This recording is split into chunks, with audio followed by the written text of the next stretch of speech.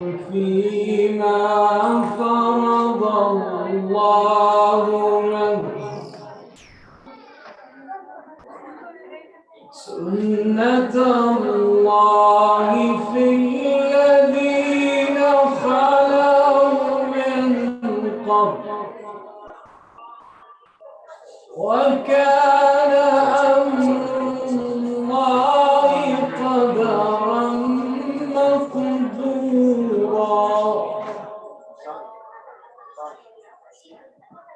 الذين يبلغون رسالات الله ويخشونه ولا يخشون أحدا إلا الله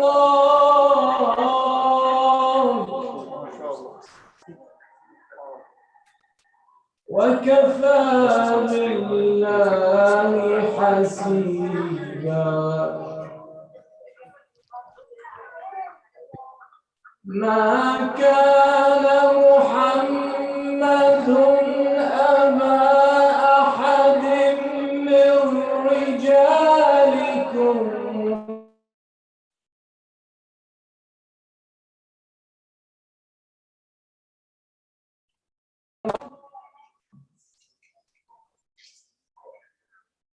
ولكن رسول الله وخاتم النبيين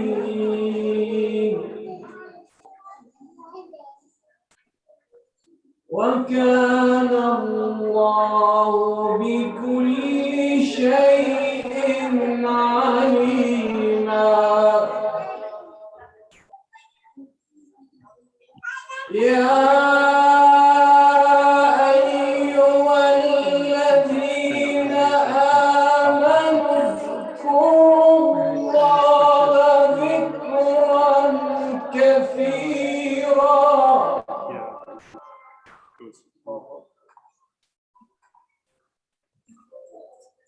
اذكروا الله ذكرا كثيرا وسبحوه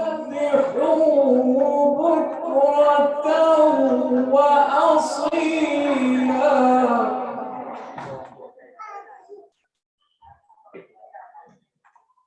هو الذي يصلي عليكم وملائكته ليخرجكم من الظلمات إلى النور وكان بالمؤمنين رحيما وكان بالمؤمنين رحيما تحيتهم يوم يلقونه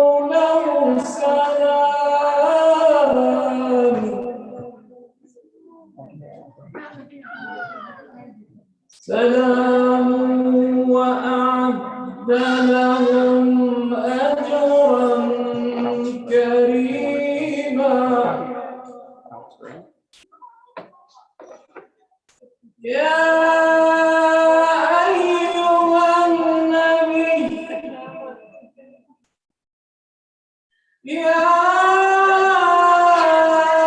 أيها النبي إنا أرسلناك شاهدا ومبشرا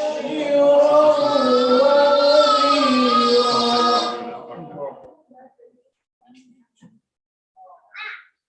وداعيا إلى الله بإذنه وسراجا منيرا وبشر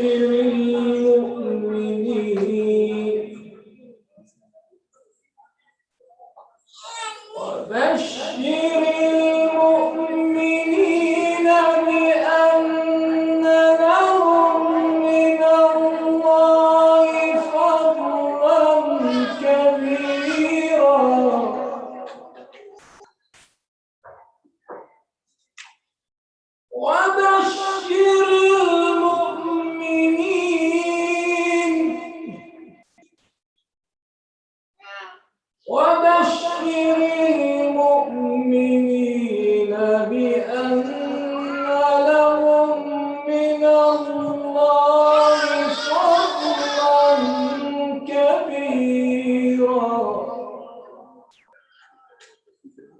ولا تطع الكافرين والمنافقين ودع أذاهم ولا تطع الكافرين والمنافقين ودع أذاهم وتوكل على الله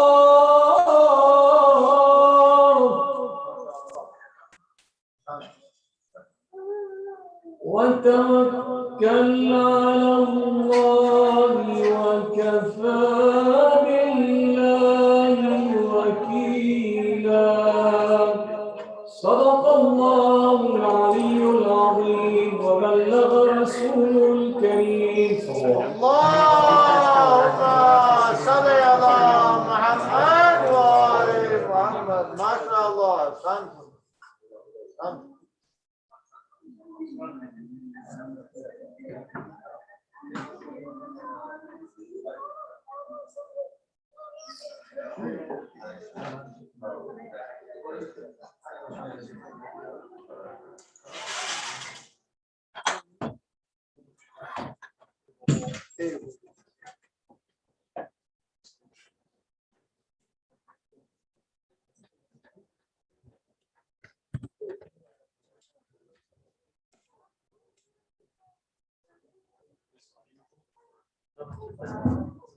So for those who have arrived recently, like I mentioned, there was a occurrence that the flight got canceled, so we're going to have the guest speaker with us virtually.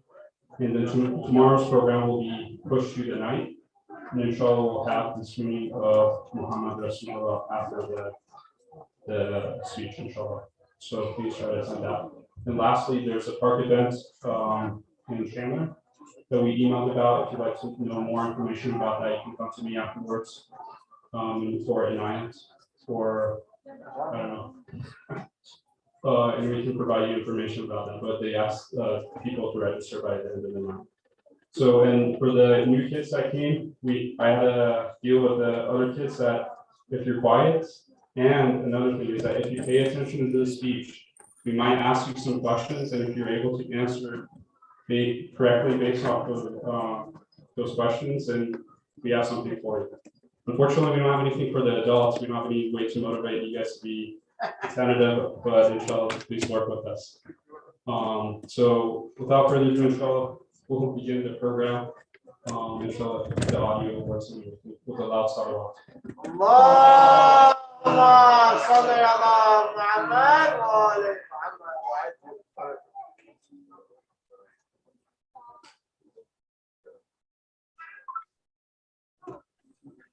أعوذ بالله من الشيطان الرجيم. بسم الله الرحمن الرحيم. الحمد لله رب العالمين والصلاة والسلام على أشرف الأنبياء. Sheikh, one moment, please. Sorry, we can't hear you. والصلاة والسلام على أشرف الأنبياء والمرسلين سيدنا ومولانا أبي القاسم المصطفى. Sorry, one moment. Sorry, we can't hear you right now. One moment, we're trying to figure it out.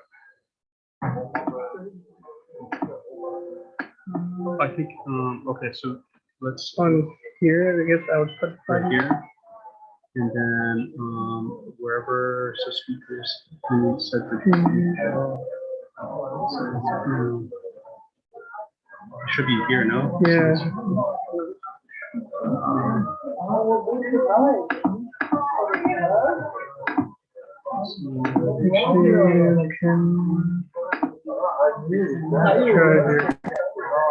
Sheikh, can you say something? Yes. Okay, one moment. We're trying. Can you hear me? We can. We're just trying to put you on the big speaker. Give us one moment. Yeah, try that. No problem. Can you say something? Can you say something, Sheikh?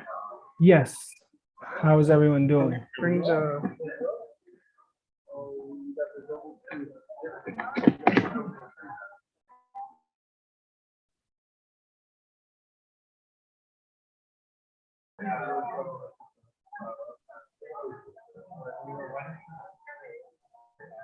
Testing.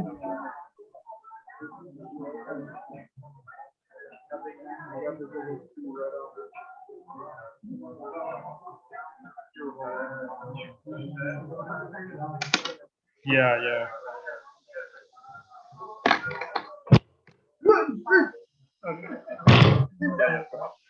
Is it working? We're almost there. Oh, no.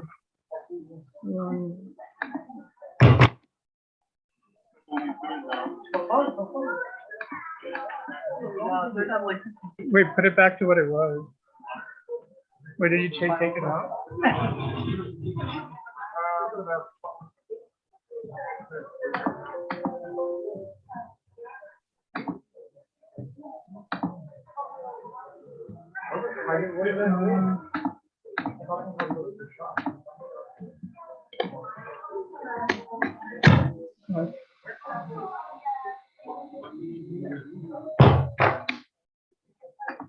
Go out from this. Yeah, try to. Plug it into this.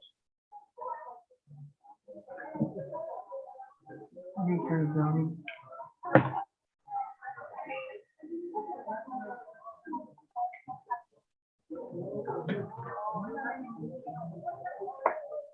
Are you ready for me to turn on?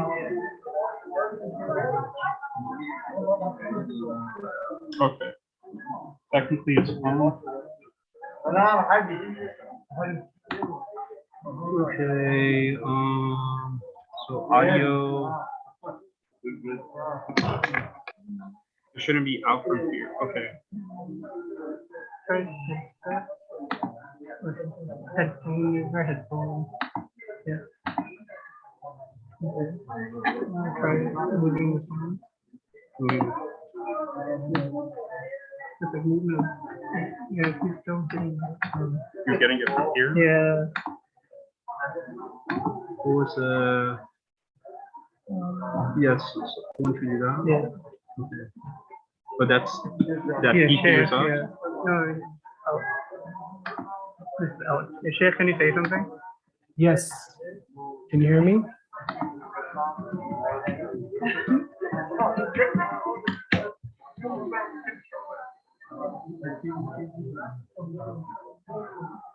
Allahumma salli ala Muhammad wa ali Yeah. It's like I think the audio's right here.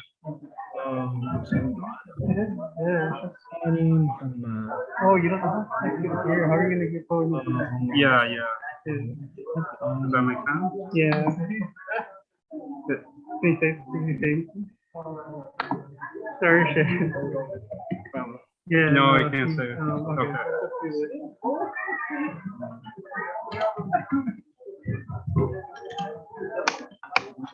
ala Muhammad wa ali Muhammad. Back to the original speaker. So we can hear Right here. Yeah. Click on the right. That one. And then speaker. Yeah. And then turn it up. Now can you say something? One more time, Sheikh. Allahumma salli ala Muhammad wa ali Muhammad.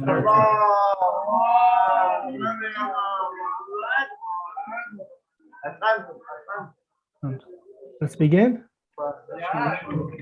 Okay.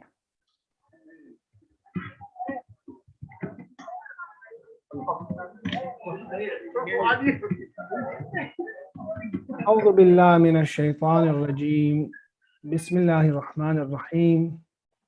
الحمد لله رب العالمين والصلاة والسلام على أشرف الأنبياء والمرسلين سيدنا ومولانا أبي القاسم المصطفى محمد. اللهم صل على محمد وآل محمد وعلى أهل بيته الطيبين الطاهرين ولعنة الله على أعدائهم إلى قيام يوم الدين. It is very unfortunate that I cannot be here at the center with you, brothers, community. And as you know, that some things are not in our hands, and the fight that we did check into at the gate, we were told that it would be delayed for many hours and possibly canceled, so we wouldn't have made it. But alhamdulillah, because of technology, we are here together. I am now in Los Angeles area, and the community is in Arizona, Phoenix, But alhamdulillah, with this medium, we can still be able to talk and celebrate the Wiladat of Prophet Muhammad, Allahumma salli ala Muhammad wa ali Muhammad, for the next 2 days, inshallah. Let's recite salawat ala Muhammad wa ali Muhammad.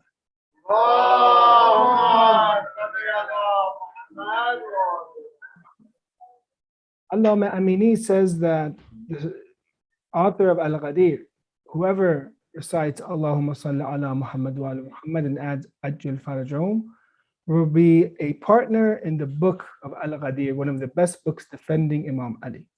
So let's recite another salawat ala Muhammad wa ali Muhammad wa Ajjal Farajahum.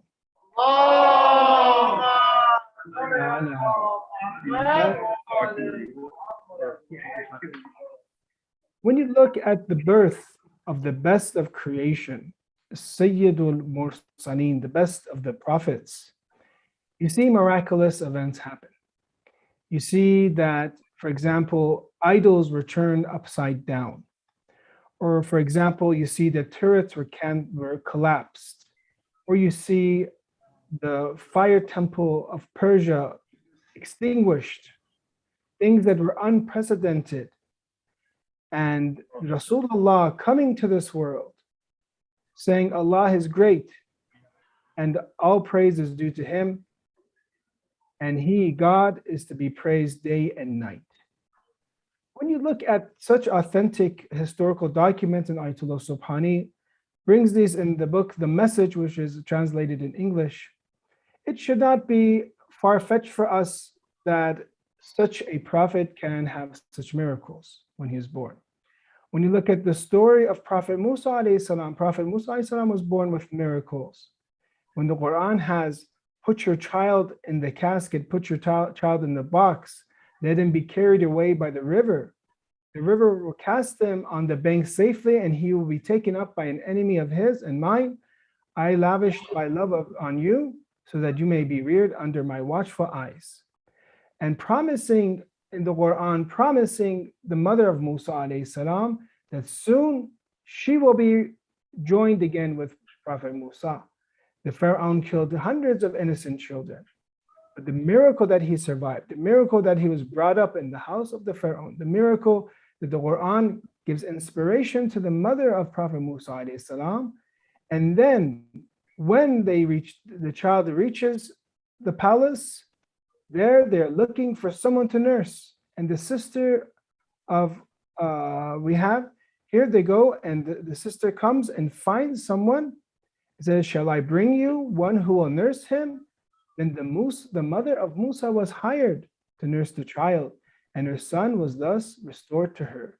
So you see in the Quran, the miracle of the inspiration of Prophet Musa's mother, Prophet Musa alayhi salam surviving that genocide that Pharaoh committed, and then being raised in the same palace and be reunited with his mother. So that is a miracle of Prophet Musa alayhi salam when being born. Of course, when you look at the miracle of Prophet Isa alayhi salam, you see that his mother, born without a father, born in Prophet Isa alayhi salam, is speaking in the cradle, is speaking and talking about salat and zakat. So my dear brothers and sisters, when you look at the miracles of our Prophet and the light that came from him, the nur that appeared in Arabia that night, it shouldn't for us be for 1 minute for us to say that this is far-fetched, that this is how when Allah wants to show an important event, when Allah wants to show an important person coming to this world, He's going to amaze people. He's going to show His power and ability. Just like Imam Ali alayhi salam was born in the Kaaba, Allah wanted to show how important Imam Ali was. In the same way, when our Prophet, in such a night, we could say, in such a time period, was born, he was born with miracles, and everything about him was miraculous. Some people, they make the mistake and they say this, they say that the Quran was the only miracle of Prophet Muhammad. Allahumma salli ala Muhammad. Some authors have collected about 1,000 miracles of Prophet Muhammad. Others, 4,000 miracles. And these authors are not only, say some of them Shia, also Sunnis also believe in the miracles of Prophet Muhammad. So therefore, we have to keep our theology and our beliefs in line with the Holy Quran. Tonight, we want to talk about this important topic, and that is that when the Holy Prophet of Islam was sent for us, he was sent for a purpose. Allah does things for a purpose because He is Al-Hakim. He is the wise. When God does something, and hikmah means this, you do it to perfect creation. A person that is Hakim, he does it to maximize things, to complete things. Therefore, when God sent us Rasulullah, He wanted to complete the faith. He wanted to perfect His religion. And the continuation also of the religion was perfected with Amir al-Mu'mineen and the Imams. So therefore, we have to ask this question, and that is this very important question is, we live in a time period that there are much technological advancements. And as we just mentioned right now, I'm speaking in another city, and you are listening and watching, inshallah, in another city, inshallah, nobody is falling asleep already. And if you do, it's okay. Keep us, in your du'as, inshallah. But in such a time that we see man is becoming very powerful in terms of technology, do we still need religion? Do we still need Islam? Or was Islam a religion for only 1400 years ago, only for Arabia? Because man now knows how to live civilized. Man now knows how to be kind to one another, how to drive correctly, how to park correctly, and not to harm others. And we have a civil code, in general, that people, it is organizing their lives, and it has penalties and different, you could say, recompenses for different deeds. So therefore, na'udhu billah, someone would argue that religion is something of the past.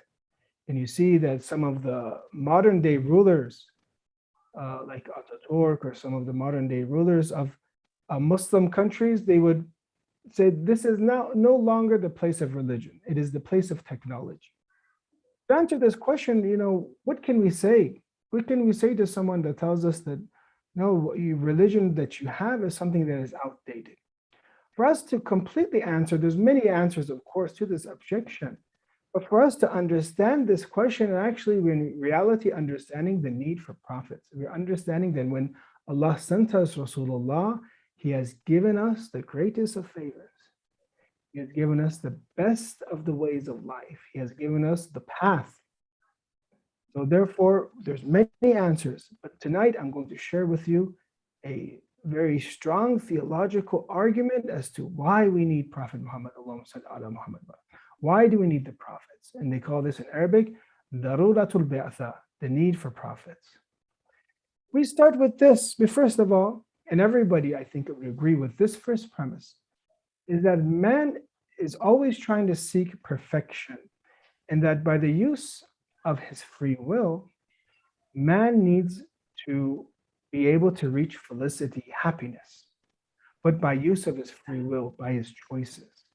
Now, does it make sense for man to reach his felicity and happiness with ignorance? Or does he have to be shown the way? Does he have to be able to choose between right and wrong?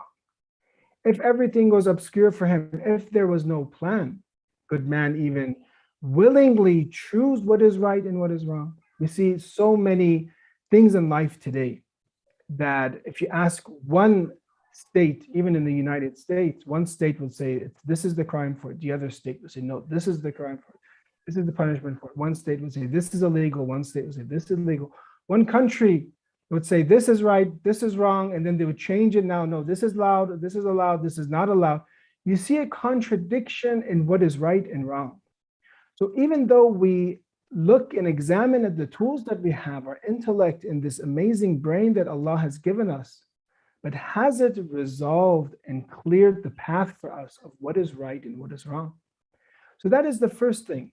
So that man, if he's going to reach felicity and happiness, he has to have knowledge.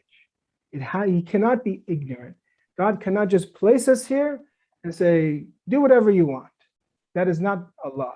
That is limiting God's power, that is limiting God's justice, that is limiting God's hikmah and being wise. So therefore, when we believe in God, after we prove God's existence, and after we prove the hereafter, this world cannot just be in vain. There has to be something in this world. There has to be something that God is going to tell us, to show us the path. Now let's look at the tools that we have already. Are the tools that we have sufficient for us to realize felicity and happiness and perfection? We have one, aqla, and we also have sense perception, seeing, hearing, in the different five senses. Is this enough for us to realize what is right and what is wrong? Is this enough to realize for man to realize what he has to do? You look and you see the contradictions from the French Civil Code. You see the Romeo civil codes that were written in legal system, and you see the Roman, and also you see new laws derived from in the United States. You see different laws and rules and regulations for mankind.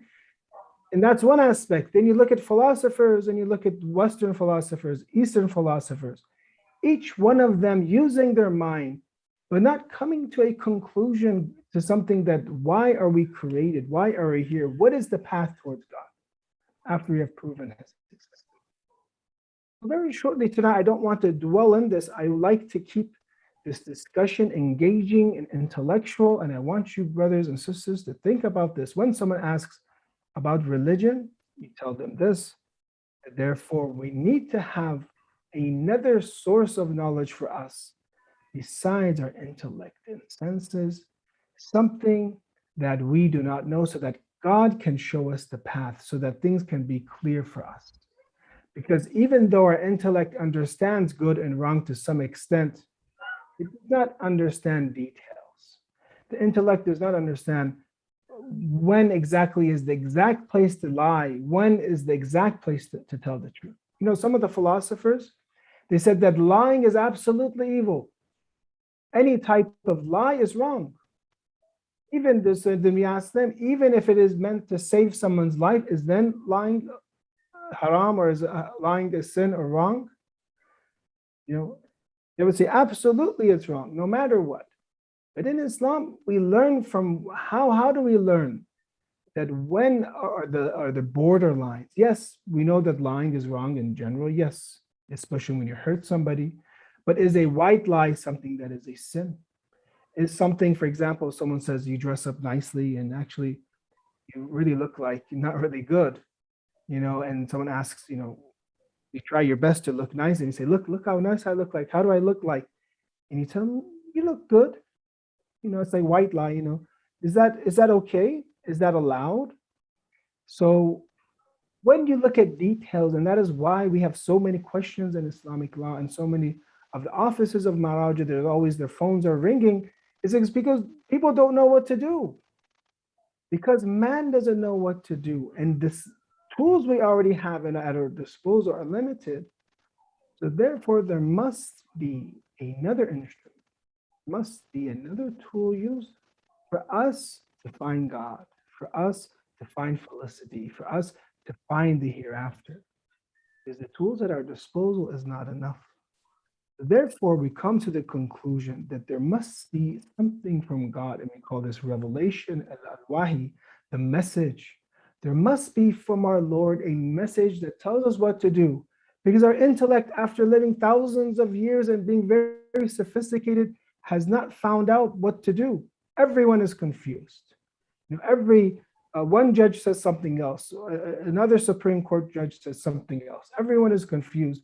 What should be legal? What should not be illegal? And then what is, you know, in terms of ethics, what is ethical? What is not ethical? As you see in many of the films that are made, the theme, the constant and reoccurring theme is this, you know, what is the right thing to do? What would you do then? So therefore, there must be for us an illuminated and a clear path to follow for us to be able to reach perfection, or else this life does not make any sense, or else God will not be just, or else God will not be the all-knowledgeable. So therefore, this is a very strong proof that proves the need for prophets, that proves the need and how religion is relevant. because religion is addressing, and the message that the Prophet brought is addressing actually the path, how to reach perfection, what to do in order to become a better person.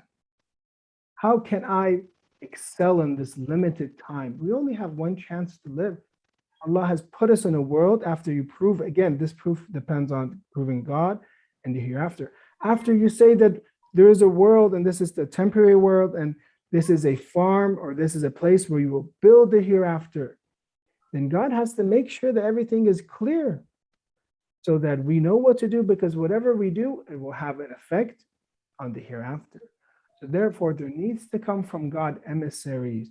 There needs to come from God messengers, books that describe to us and that He directly talks to us and directly talks us through them and tells us what pleases Him and what doesn't please Him, what will lead us to fire and what will not lead us to fire. Yes, the aql to some extent understands this, but again, as I said, if you pose a little bit of questions and even things that are very clear for lying, for example, or dhulm, oppression is haram. Everyone knows that it is wrong. Oppression is wrong. But what is oppression? What is dhulm? Who has what right? Look at all the different types of business ethics that exist in the business world. Is it right if you sleep on the job a little bit? If it's wrong, how wrong is it? Will you be punished in the hereafter for it? These questions, when it comes to our lives, these detailed questions, I'm sure that each and every one of you have so many questions. This is supposed to be resolved by religion. And the message that has come to us is actually a message that is for 1400 years and it is still ongoing. You look at your own lives and you see what Islam has done for you. You look at a person that practices Islam correctly. I'm sure each and every one of you, after the month of Ramadan and fasting, you see the effect yourself. You see how stronger you are. You see that you have fought against your nafs and desires, how your willpower is so much stronger, how you could resist any temptation after that. You see the effects of Islam yourself. So therefore, you yourself are an example and a display of how religion and Islam is relevant. Somewhere far away from Arabia, this message that came 1400 years ago, this message that came from our Prophet of Islam, how today it is impacting the youth and today it is making them much better. And if you see someone that practices upon fast and practices upon salat and praying to God, how strong they become. With the minds that we have today, imagine if these great, big companies, Fortune 500 companies, tried to create an act of worship. Could they design something as beautiful as salat? The salat that we have, the prayer that we take for granted. And with tathir first, with making sure you're tahir and pure, with a beautiful call to adhan, a beautiful call to prayer, lining up together in congregation, with the acts, of standing qiyam and recitation, qira'ah of the Quran, beautiful Quran, of ruku', bowing and sujood, prostration.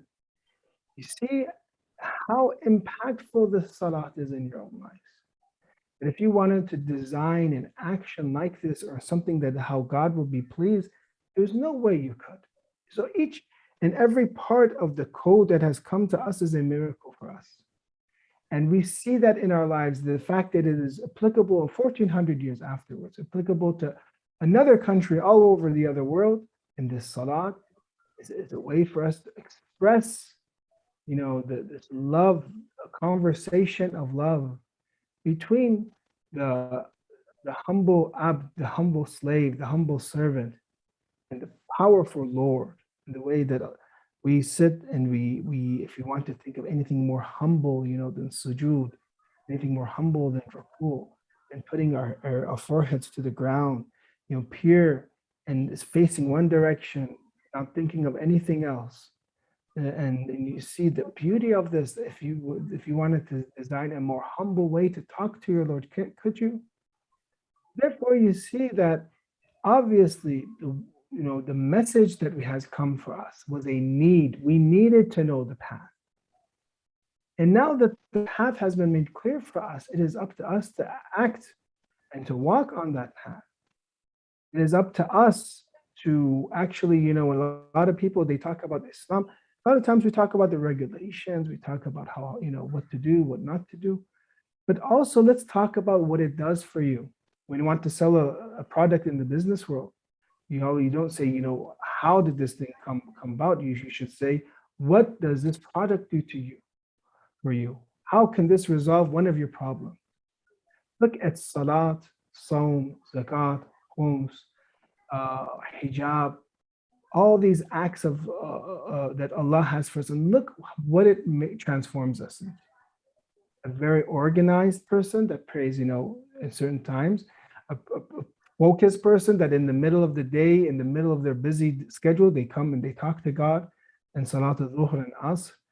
A person is even a sleepy person that has to wake up to praise his Lord, as if our entire lives are for Salat and worship. It's teaching us that 24/7, even if you do other things and you're the breadwinner of the family, you're a student, all of these things you're doing to please your Lord, because you are in reality pleasing Him and reaching perfection. So therefore, it comes to us as a very strong proof that first, man needs to have knowledge of the path in order to reach his felicity. It has to do it willingly and with a full awareness. That two, the tools we have at our disposal do not give us full awareness, do not give us full knowledge. Three, therefore, there must be something besides intellect and sense perception that we call revelation, a message from our Lord to be able to complete our awareness, to be able to know the path. So alhamdulillah, we are blessed with the Wiladat of Rasulullah. But besides this great need for the message of Islam, and truly the world, every day when we go further and we turn another page in the history of man, we see more and more that we need Rasulullah, we need the Imams, we need this message. And that you see that the Prophet of Islam has brought for us so many different benefits. One of the benefits that we look besides the message that Rasulullah has brought for us is that you see in verses of the Quran is that he has been sent to remind and to warn us, admonish us. وَذَكِّرْ فَإِنَّ الذِّكْرَى تَنْفَعُ الْمُؤْمِنِينَ. Where you see, for example, إِنَّا أَرْسَلْنَاكَ بِالْحَقِّ بَشِيرًا وَنَذِيرًا, that he is a warner, that he is a bearer of good news, a warner for us. And of course, this verse, لَقَدْ كَانَ لَكُمْ فِي رَسُولِ اللَّهِ أُسْوَةٌ حَسَنَةٌ لِمَنْ كَانَ يَرْجُو اللَّهَ وَالْيَوْمَ الْقِيَامَةِ وَالْيَوْمِ الْآخِرَةِ وَذَكَرَ اللَّهَ كَثِيرًا. There is certainly a good exemplar for you in the path of Allah and those who look forward to Allah in the last day. When you look at Rasulullah's life and Prophet Muhammad's life, so he needs to bring the message. But is it sufficient for him just to bring the message?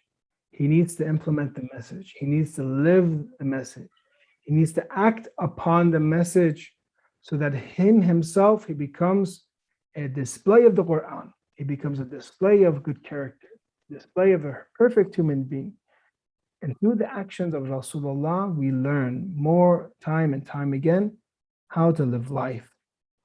One of the books, if you want to read more about Rasulullah, we talked about the message. You can write this down, of Ayatollah Ja'far Subhani translated. An older book is from Allama Majlisi, Hayatul Qulub.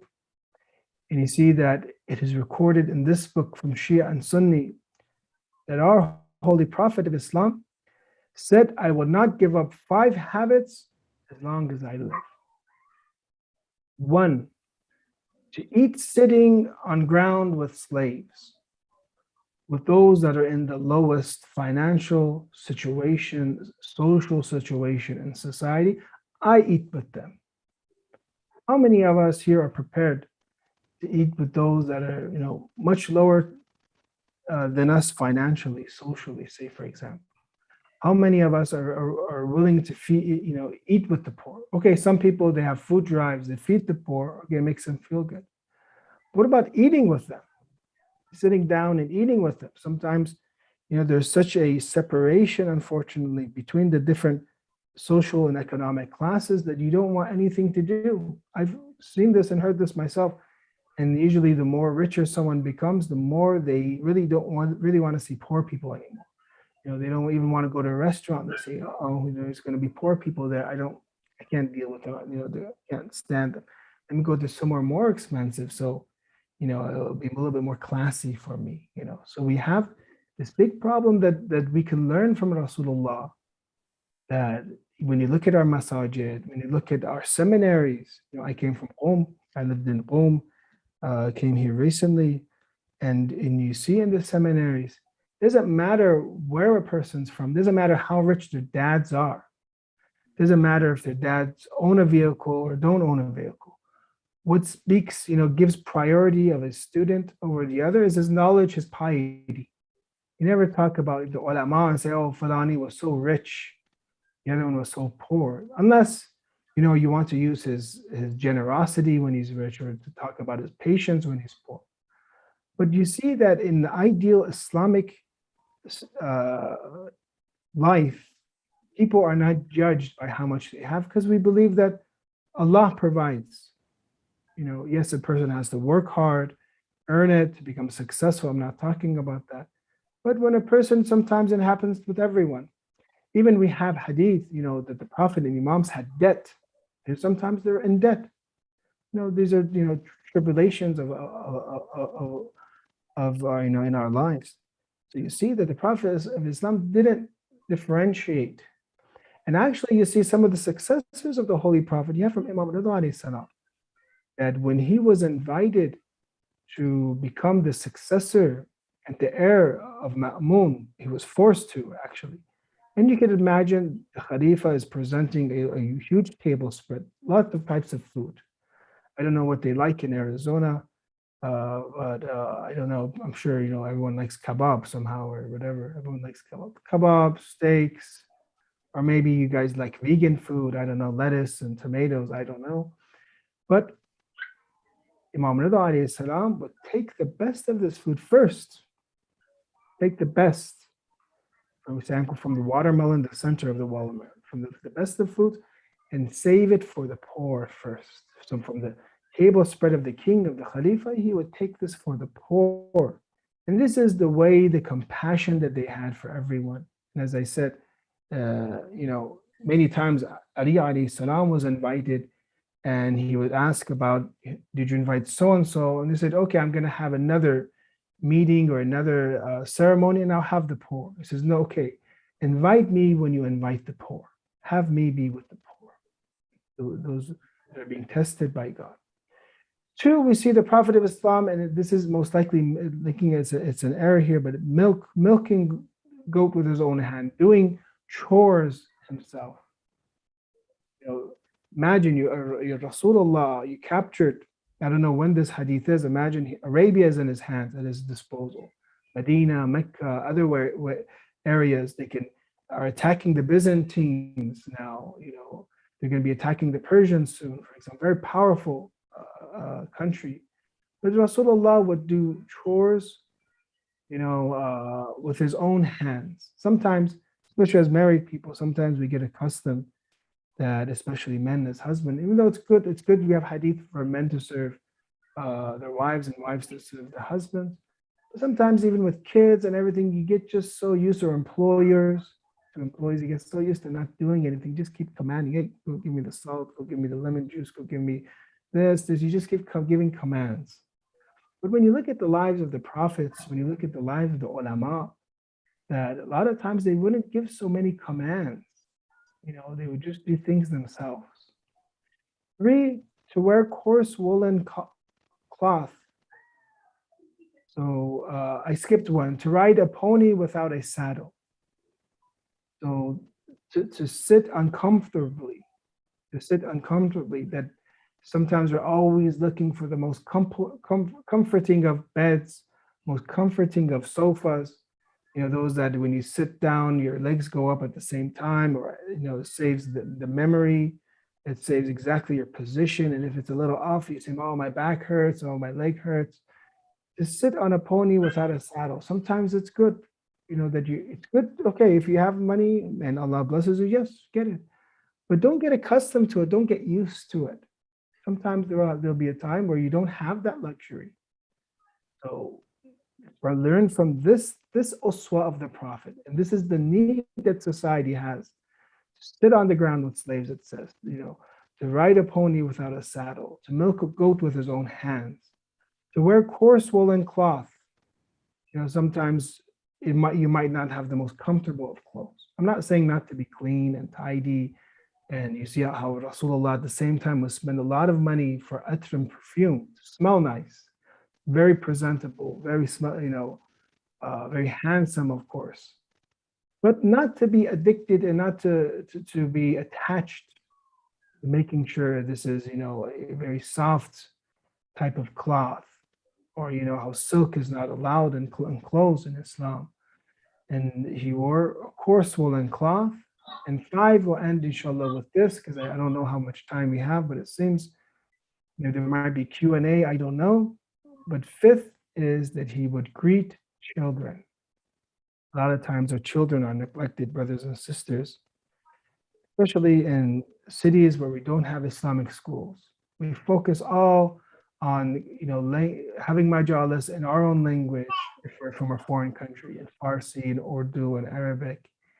While our children are going to public schools and they don't have an Islamic school, they're going and not having Sunday schools.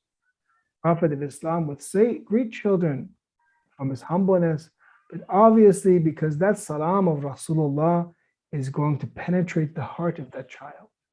We need to penetrate the heart of our children at the same time.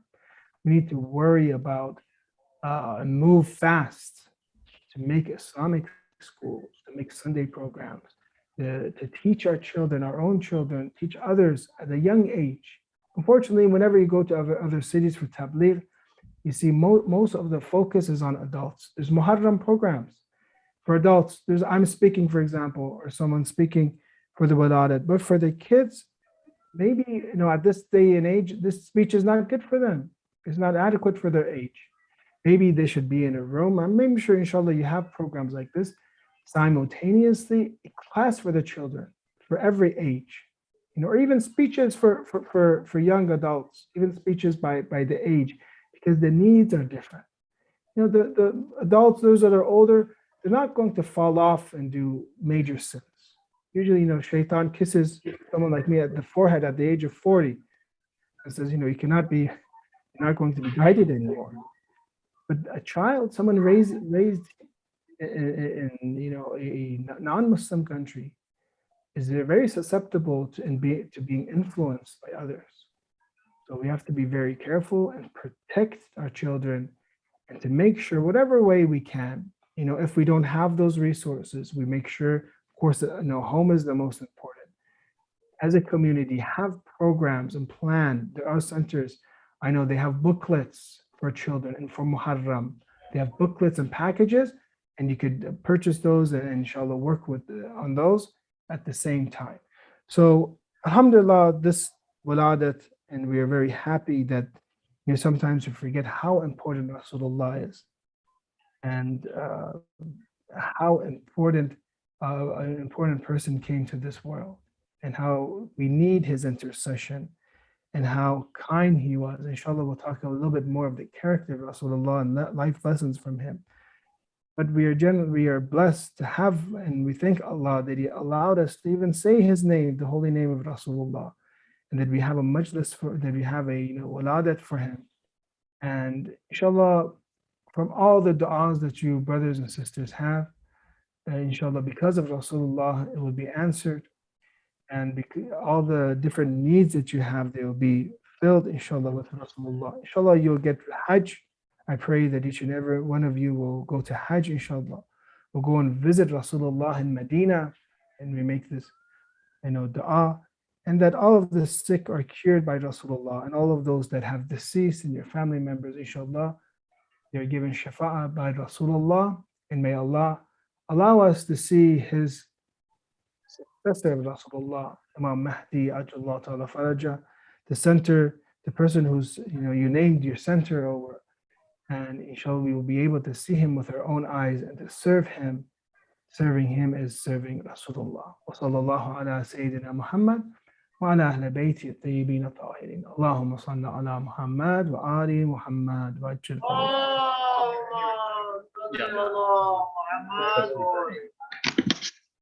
We're gonna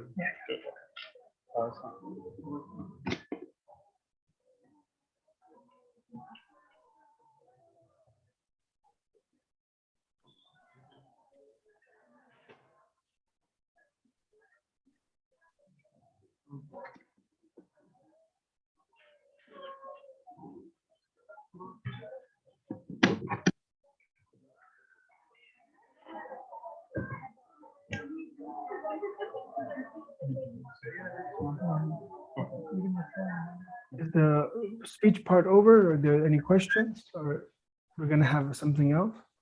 Yeah, inshallah, yeah, Brother Hussein. No.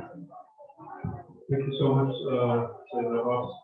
And probably tomorrow night we'll have questions because I don't want to keep you too long, and we had a little difficulty starting the program. But thank you so much for giving us a wonderful speech now. Inshallah. Say farewell to everyone. Keep us in your du'as and Mubarak, inshallah.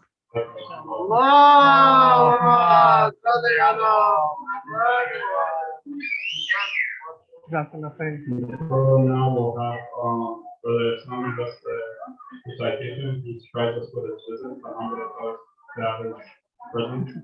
Few more of these surprises. So, with a lot of salawat, inshallah, we have him recite. By the way, Brother Labib, if you'd like to recite something in Arabic, you're more than welcome. Great, inshallah. Right? I know, sorry, I have to go on the spot. So, anyone else, whoever would like to recite tonight, please. Even, sorry. Okay, so we're gonna let this on. So choose remind us from Inshallah, thank you so much. For the last hour. Allahumma salli ala Muhammad.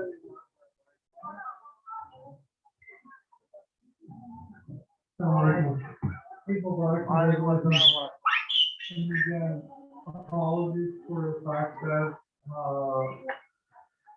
some of that was just was something and you might have heard of it.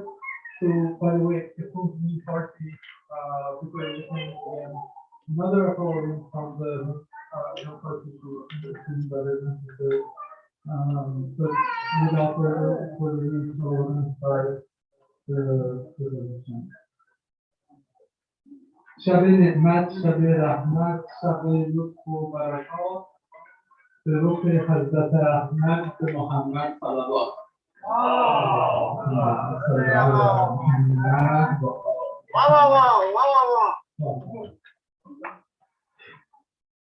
So we're going to start with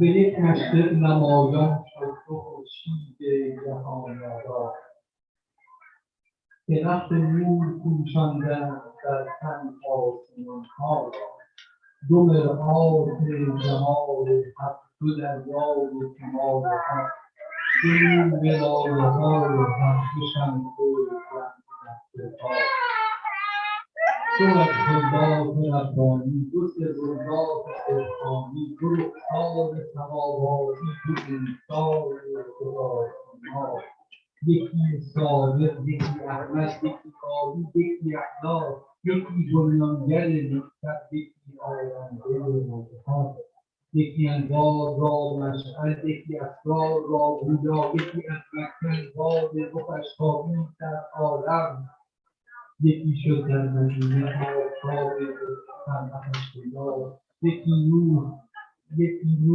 نبوت را یکی نور نبوت را به دلها تا محشر یکی نور ولایت را ز نو از تن شهریار بسد آوای قالت صادق و قال رسول الله به گوش اهل عالم تا این عالم بود.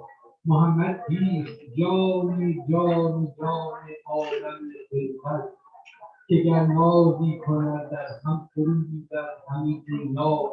محمد کیست؟ روح پاک کل انبیا در تن که حتی در قدم بودند بی او انبیا یک را. محمد کیست؟ مولایی که مولانا علی گوید منم عبد و رسول الله فرمند رحمت الله. محمد محور عالم، محمد رهبر عالم، محمد منجی هستی، محمد سید برها. محمد کیست؟ آن کو قرآن دفتر مدحش که وصفش را نداند کسی غیر از قائل آنها. محمد را کسی نشناخت جز حق علی حاضر، چنانکه جز خدا و او کسی نشناخت پیغمبر را. وجو گیرم ز آب کوثر و شویم لب از زمزم، کنم آنگه به مدح حضرت صادق سخن انشا. ششم مولا، ششم هادی، ششم رهبر، ششم سرور، که هم دریای شش گوهر بود هم در شش دریا. صداقت از لبش گیرد، فصاحت از دمش گیرد، فلک قدر و ملک عبد و قضا، مهر و قدم پیدا. بسی زهاد و عبادند بی مهرش همه کافر، بسی آدم بسی آدم بی نور و انتها. تو خورشید منیر او شاه و بسی او، تو کوه حکمت و ایمان و اهل دانش و تقوا. مرا دین بی مهر علی و مذهب جعفر، که مشعل بوده و باشد چه در دنیا چه در اخبار. در دیگر من غیر در آل در دیگر زنم غیر از در آل علی هرگز، ره دیگر روم غیر از ره انسان زنها شاد. عشق من بودن مهر علی و مهر اولادش، نه محشر بود دنیا نه نار بود عباس. صلی الله علیه و آله. اللهم صل على محمد وآل محمد. MashaAllah. Subhanallah. You can clap with this one. So you can see a lot of the line. شده به ارادم به گلشن نوای گل، شده به ارادم به گلشن نوای گل.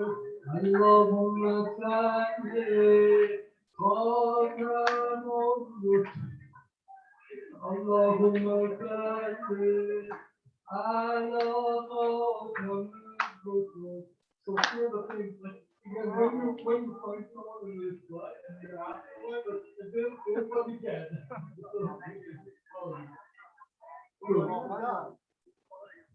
Try to find the شده به ارادت به گلشن نبات گل، شده به ارادت به گلشن نبات گل. اللهم صل على خاتم الرسل، اللهم صل على خاتم الرسل. شده به ارادت به گلشن نبات گل، شده به ارادت.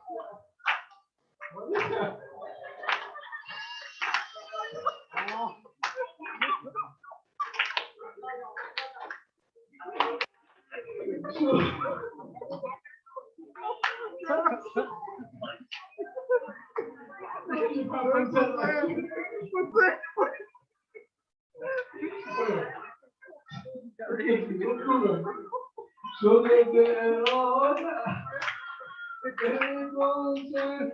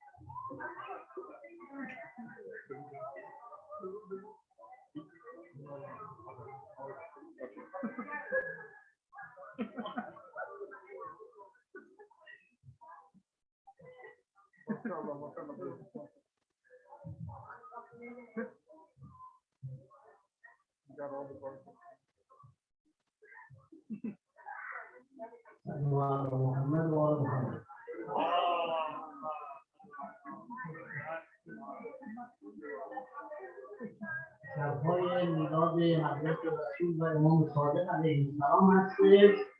برای شادی خودتون یک کلمه مرتب.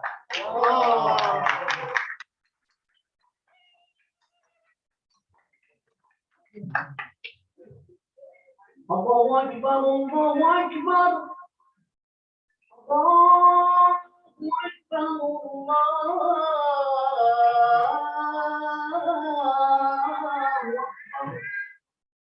أشهد أن لا إله إلا الله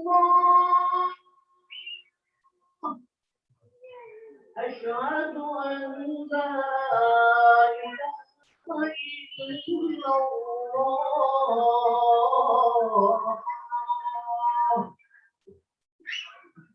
أشهد أن محمدا رسول الله أشهد أن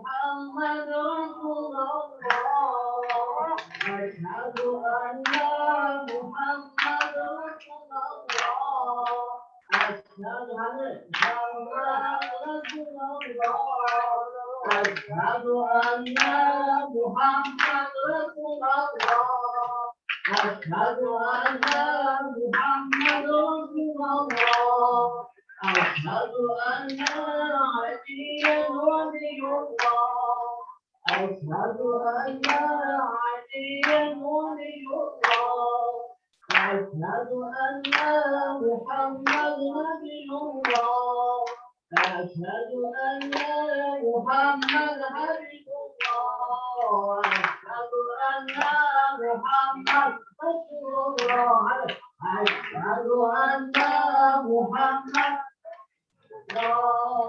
أشهد أن محمد أكبر أعظم يا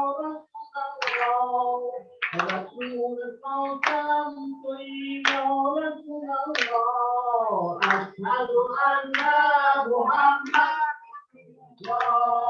أشهد أن محمد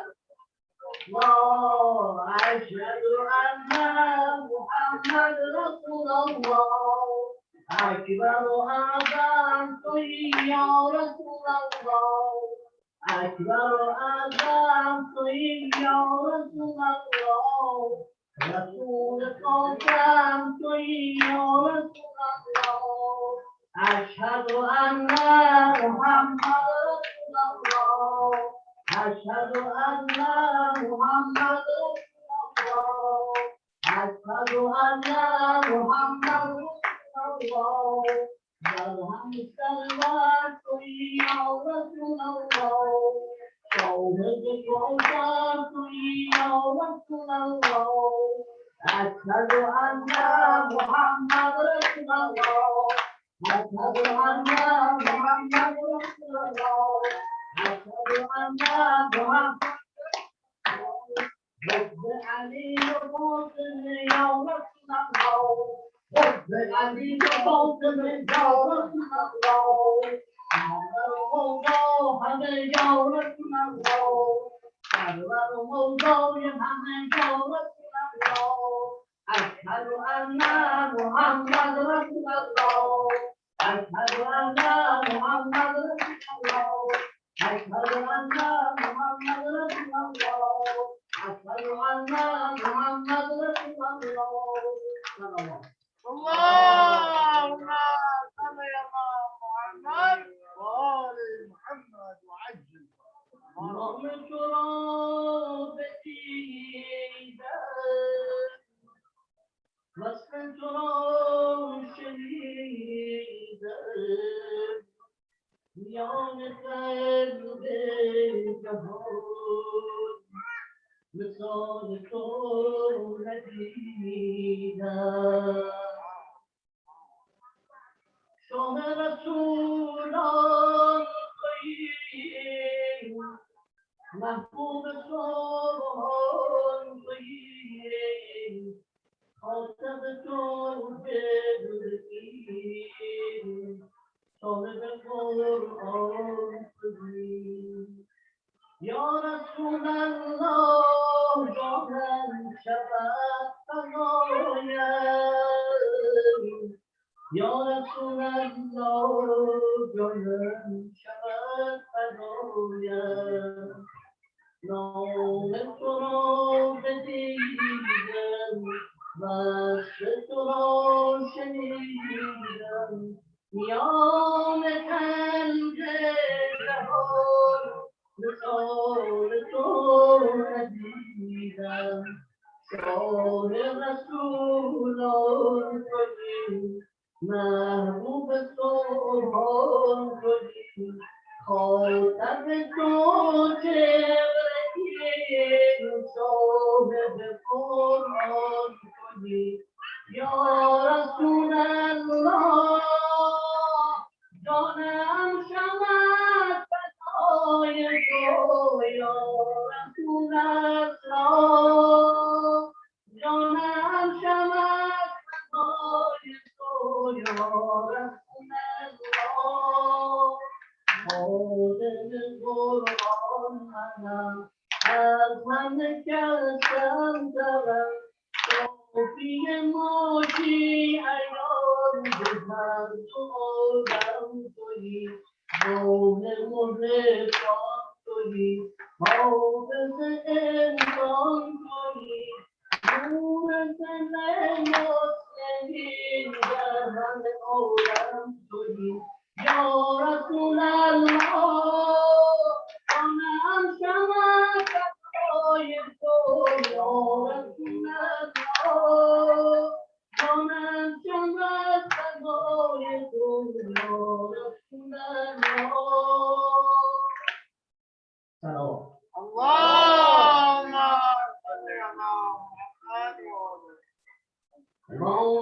صادق آمدی خوش آمدی خوش آمدی امام صادق آمدی خوش آمدی خوش آمدی امام ششم آمدی خوش آمدی خوش آمدی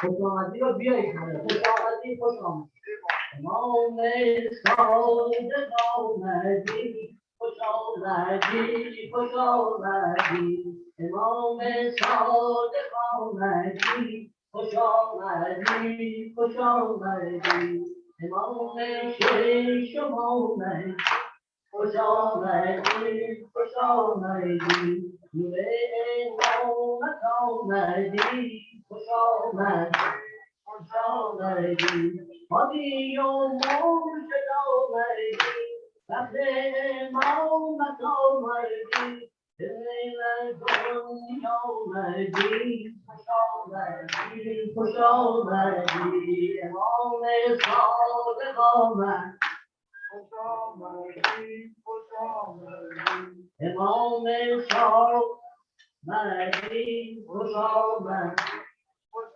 آمدی جعفر صادق آمدی خوش آمدی خوش آمدی روح بیضایی آمدی خوش آمدی خوش آمدی امام صادق آمدی خوش آمدی خوش آمدی امام صادق آمدی خوش آمدی خوش آمدی خوش آمدی خوش آمدی خوش آمدی خوش آمدی Wow, wow,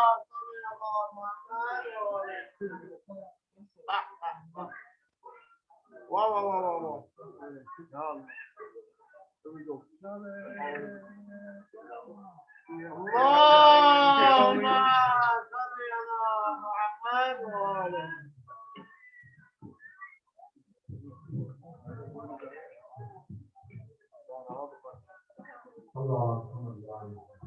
اللهم صل على محمد وآل محمد.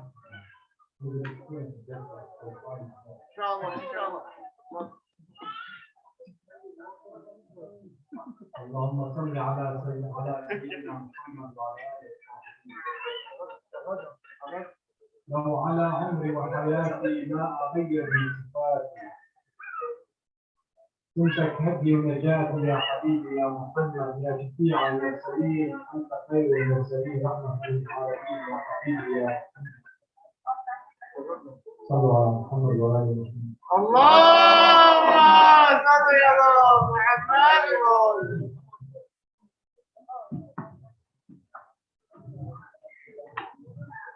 طلع البدر علينا من بنيات الوداع وجدت كتب علينا ما دعا بنا طلع البدر علينا من بنيات الوداع أيها النظر فيه بالسبيل المطاع استشارت النبي مرحبا يا مرحبا مرحبا يا مرحبا طلع البدر علينا من ثنيات الوداع وجب الشكر علينا ما دعا بالوداع أيها المبعوث فينا جئت بالأمر المطاع جئت شرفت البرية مرحبا يا خير ذا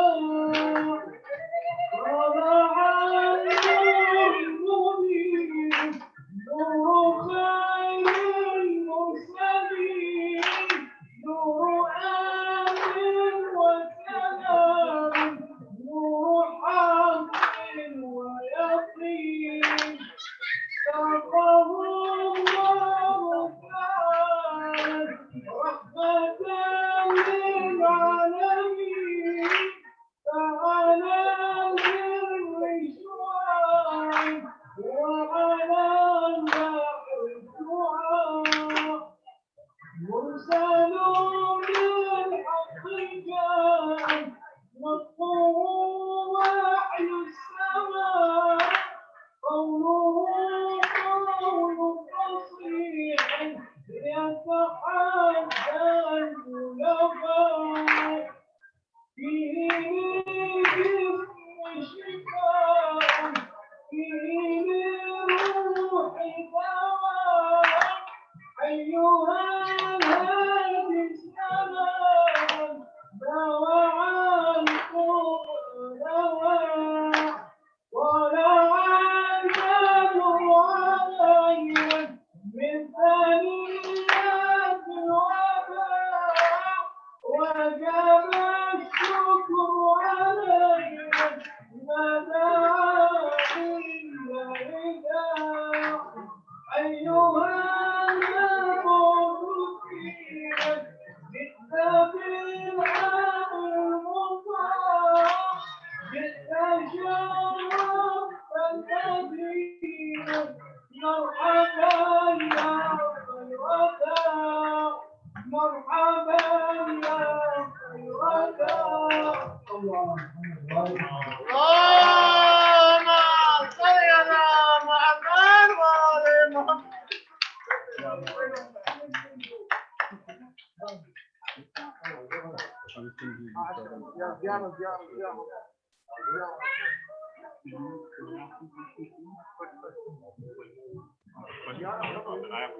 No, you got it. I'll bring you.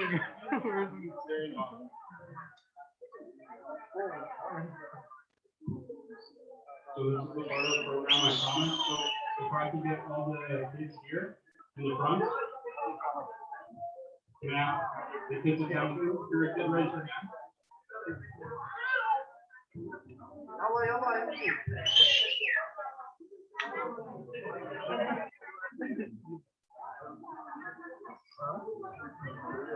So I guess we have only one kid. Are there any other from the women's side? Or on the side?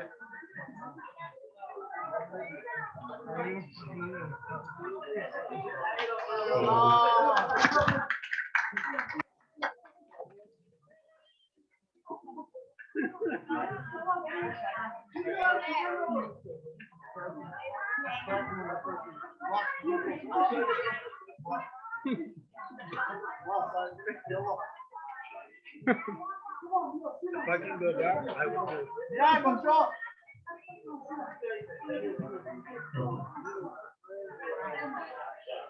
I think we have more kids, so whoever kid.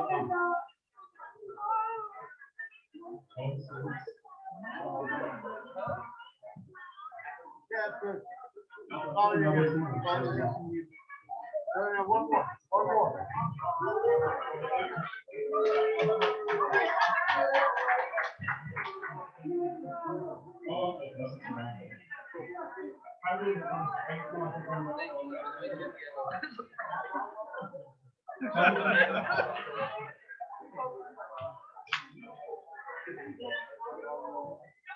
So is that all the kids?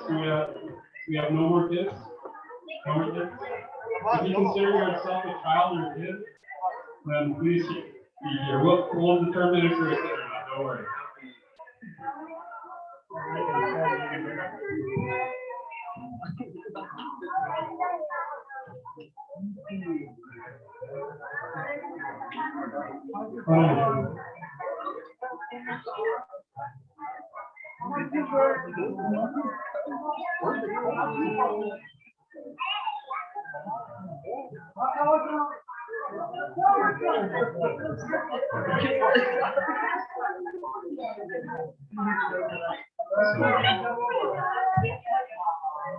I think that's all of them, right? That's all of them?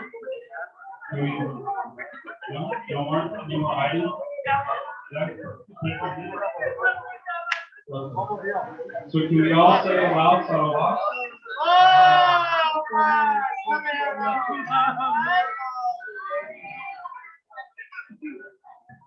So I'm going to ask you guys a couple questions and then we have prizes here.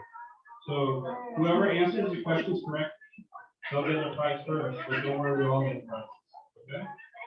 So, and then I'm going to ask you to raise your hand to answer it. Okay? So I'll call you up, so don't worry. So This is probably an obvious question, but why are we gathered here tonight? Okay, so I saw Husna's hand go up first. So can you come up and tell us why? Why don't you say your age, your name? My name is Hosna. I'm 10 years old, and we come here because to celebrate a special time. Could you be a little bit more exact? What special time are we celebrating? No cheating. No cheating. Hey, Baba. Hey, no. Only if you're a boss. Oh, they're giving, they're feeding her. They're giving one of the alligators. Wow. Like I mentioned, we have prizes for you guys, so this is for you, Husna. But don't worry, everyone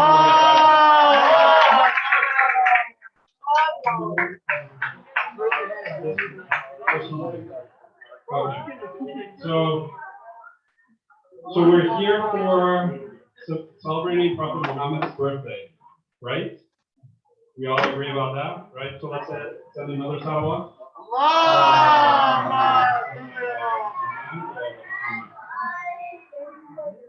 Okay, so this one's a little bit more difficult. Can someone say which year? I'm looking for a title that Prophet Muhammad was born. And I'll give you this. You can always give your parents salawat. So we allow study buddies. So whoever knows. So the year that the Prophet was born. Yes. Yes, the year of the elephants. Okay.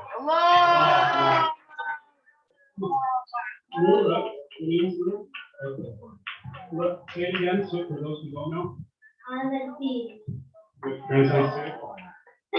Year of the elephant. Okay. So who knows what's the significance of that? Why is it called the year of the elephant? Huh? You know? Yep. Yeah. So the enemy was trying to destroy the Kaaba, and then Allah sends birds with stones, and the stones pierced the army, and they were riding elephants. That's why they call it. Okay, so let's say, another question. So who's ready for the next question? Okay. Don't worry, we're all gonna get prizes. The suspense is there. I know. Okay, so where was Prophet Muhammad born? The whereabouts. So, like, let's say I was born in San Jose, California. Some of you were born in Phoenix, Arizona. We got it here. I was born in Mecca. Allah!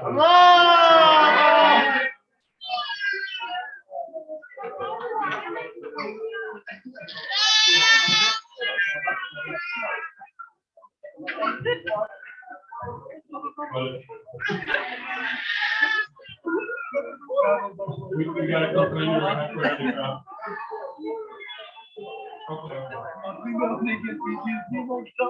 So some more questions. More questions, right? So who was the mother of Prophet Muhammad? Does anyone know? Hey, right there. Right there. Okay, I see him right there.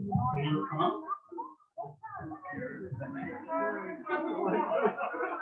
No, it's close. So we're asking who's mother.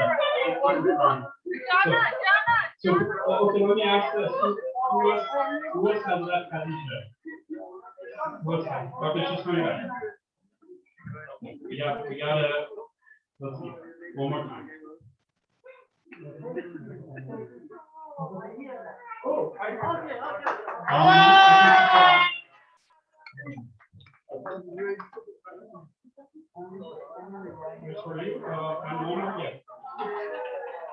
It's okay if we don't know the answer, we're here to learn. So that's why we have to ask our parents too, so we can learn the process, right?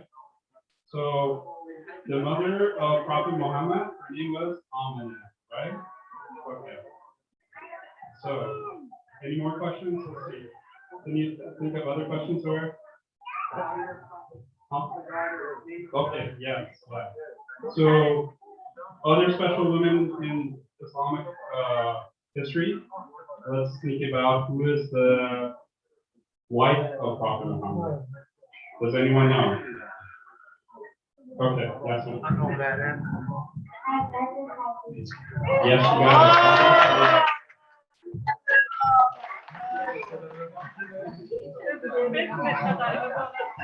Okay, so yes, exactly. So who is what's the name of Prophet Muhammad's only daughter? Okay. Well, how? No. Okay. I think I saw two hands raised. Okay, what do you think it is?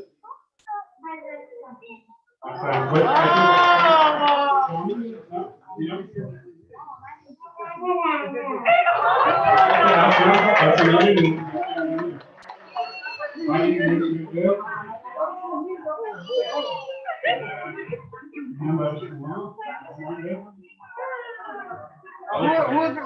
Hey, what's that? Yes. Who's the other birthday today? Yeah. We had the process. Is it on the database check? What's a hard one? Okay. We celebrate in the daytime right now. Okay. Are we celebrating this occasion in night or day? Okay. Yeah, there you go. You got it right. So what's important about it is that we always celebrate the night of. So like, let's say if the birthday is actually tomorrow, we celebrate the night of. Okay. So brother, can I ask you a question? Huh? I don't have a question. No, you want to get a question. That's okay. Oh, who else are we celebrating the occasion? So one of the imams, he shares the same birthday with Prophet Muhammad. Does anyone know that? Sorry, only children. Sorry. So one of the 12 imams. Okay, show me. Come on.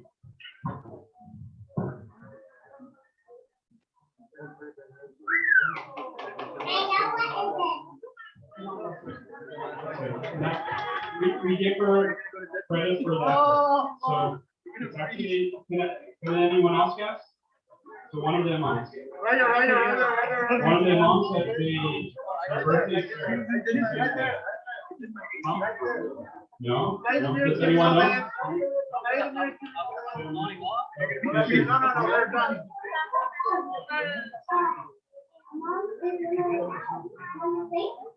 That's one of our imams, but not that one. Yeah. We actually tried. Yeah, she didn't get the answer to give it to her. There you go. Thank you for getting it right. So Imam Hussein is actually, who is Imam Hussein in respect to Prophet Muhammad? Does anyone know that? Imam Hussein, that we commemorate him in Muharram especially? Who's that in respect to Prophet Muhammad? So like a lot of you guys you have a father, a mother, a brother. So Prophet Muhammad is awesome. So you already got a prize, but okay. So Imam Sadiq, which Imam is it amongst the 12? Does anyone know that?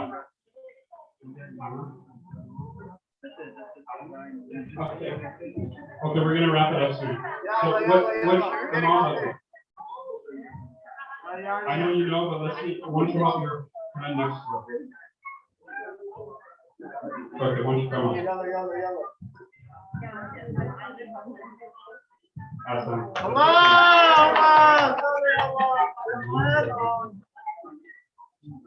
Seems like the ladies are done with the question. One more question.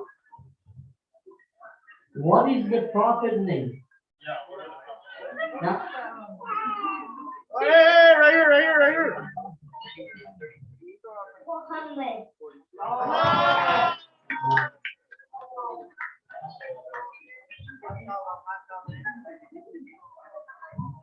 Prophet Muhammad had other names too, right? Or like nicknames.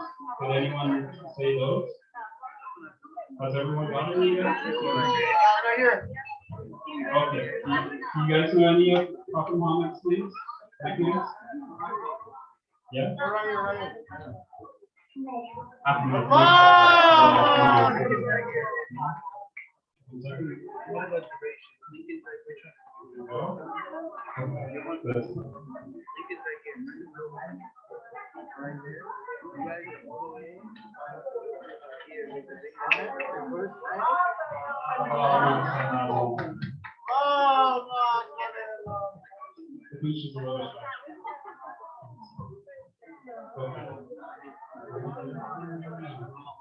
I think that's about it. Okay, so you haven't gotten it. Why don't you come and tell us what your name is? What's your name? Mustafa.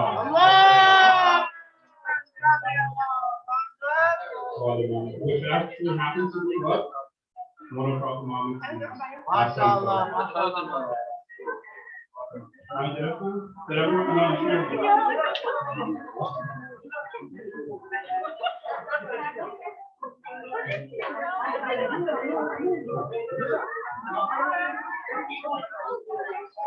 This one?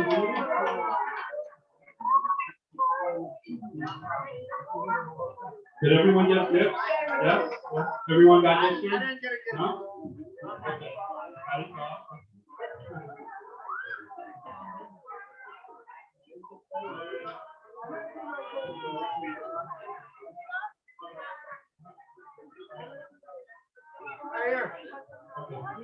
So let's all give a loud salawat.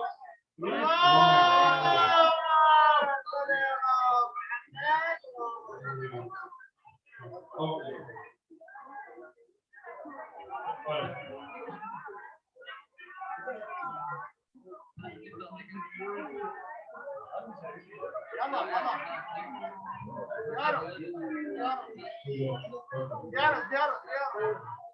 Say it, say it. Thank you. Go ahead. Go ahead, go ahead. Say it.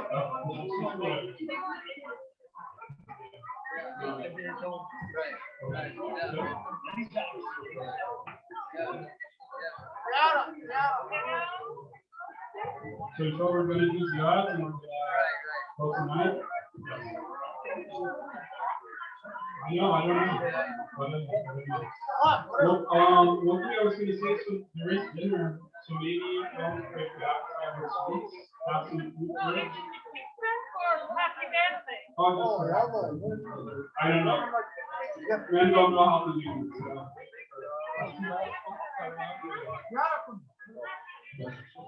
Yes, Daddy, happy birthday.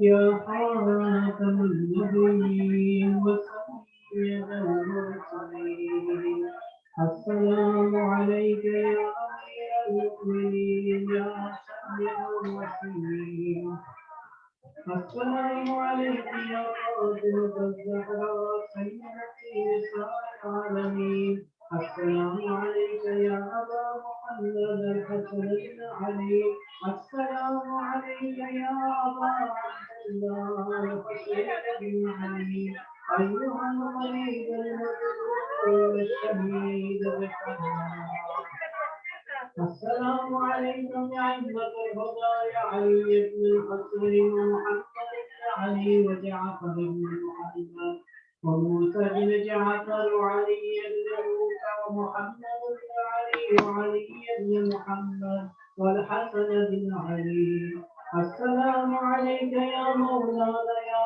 صاحب العصر والزمان السلام عليك يا شريك القرآن السلام عليك يا إمام الإنس والجان الأمان الأمان الأمان بكثر الزمان سيدي عزم الله تعالى درجات وسعد الله تعالى فرجت وتجيرك واجعلنا من أنصاره وعوانه والمستشهدين بين يديه ورحمة الله وبركاته. اللهم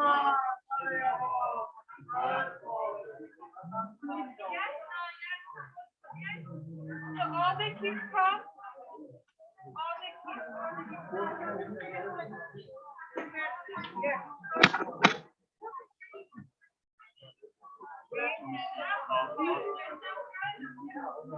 Yeah.